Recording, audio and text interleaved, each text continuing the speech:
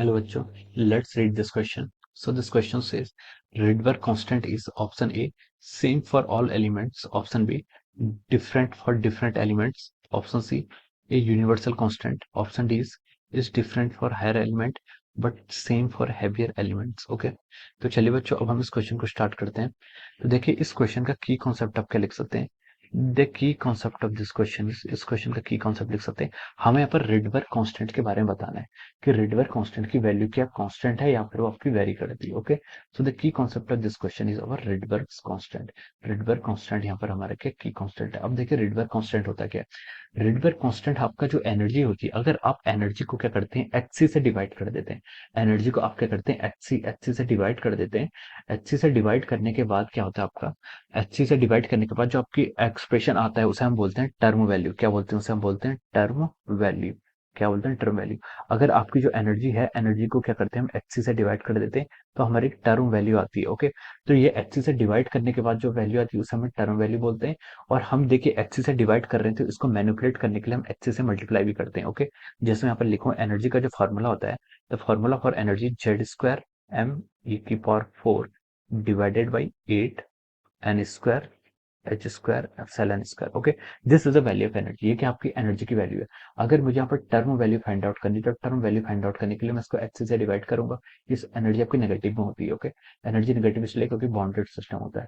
तो Z square M A की power 4 divided by H से मैं इसको डिवाइड करता हूँ तो देखिए 8 ऐसे रहेगा, एन स्क्वायर ऐसे रहेगा, एच ये आपका क्या हो जाएगा क्यूब हो जाएगा और एप्सिलॉन स्क्वायर ऐसे रहेगा, एक सी हो जाएगा। एच से मैंने यहाँ पर डिवाइड किया, ये आपका टीएन हो जाता है। ओके, इस टर्म को हम क्या बोलते हैं, आपका टीएन बोलते हैं।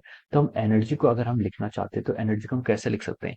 एनर्जी को अगर देखिए ये आपकी टर्म वैल्यू कहलाती है, this term is called our term value, इसे हम बोलते हैं टर्म वैल्यू बोलते हैं। ओके, अब देखिए एनर्जी को अगर हमने डिफाइन किया तो ये जो पूरी आपकी जो वैल्यू यहाँ से आ रही है, ये जो आपकी कह रही है यहाँ से आपकी पूरी वैल्यू आ रही है, इस कांस्टेंट को हम देखिए ऐसे भी लिख सकते हैं।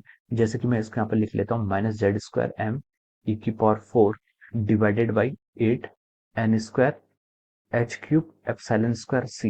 अब हमने देखिए यहाँ पर एच से आपका डिवाइड किया था, एच से डिवाइड किया था तो इस टर्म को कंपनसेट करने के लिए मैं एच से क्या कर रहा हूँ, मल्टीप्लाई कर रहा हूँ।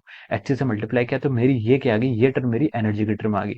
ये कौन सी टर्म आ गई, मेरी एनर्जी की टर्म आ गई।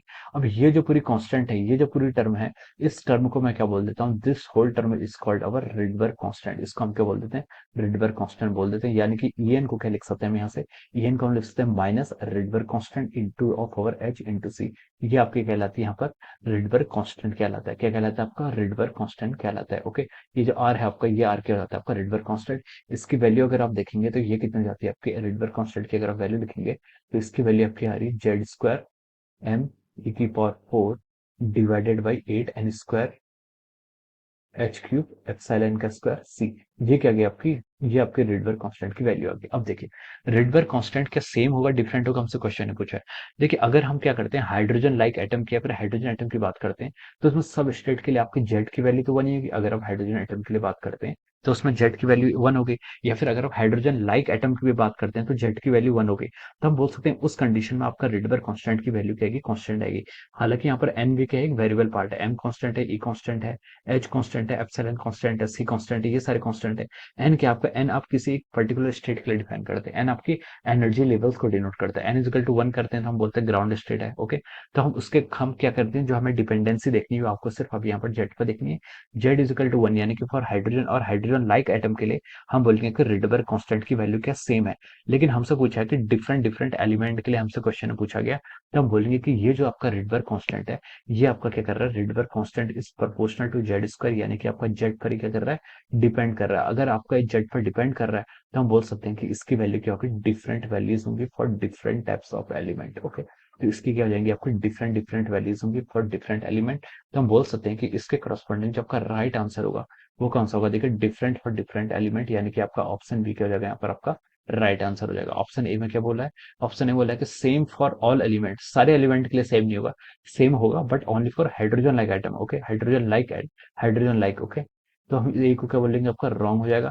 बी में आपसे बोला है कि डिफरेंट फॉर डिफरेंट एलिमेंट, ये ऑप्शन आपका सही हो जाएगा। ऑप्शन सी में बोला है कि is a universal constant, universal constant तो है नहीं, कांस्टेंट है लेकिन यूनिवर्सल कांस्टेंट नहीं है। ओके, ऑप्शन डी में बोला है कि is different for lighter element but same for heavier element. तो हम इसको भी क्या करेंगे, इसको भी हम रॉन्ग बोलेंगे। हालांकि इसका जो कंट्रीब्यूशन होता है वो आपका मास पर होता है, लेकिन वो हम तब जब हम यहाँ पर कुछ दूसरे इफेक्ट को भी क्या करते हैं, रिडबर कांस्टेंट में हाइड्रोजन एटम में कंसिडर करते हैं। ओके, तो यहाँ पर जो आपका सबसे करेक्ट ऑप्शन होगा वो क्या होगा, आपका ऑप्शन बी का हो जाएगा, इसके करस्पॉन्डिंग आपका राइट आंसर हो जाएगा। तो हम लिख सकते हैं कि इस क्वेश्चन के करस्पॉन्डिंग जो आपका राइट आंसर होगा वो क्या होगा, आपका option B is the correct answer of this question.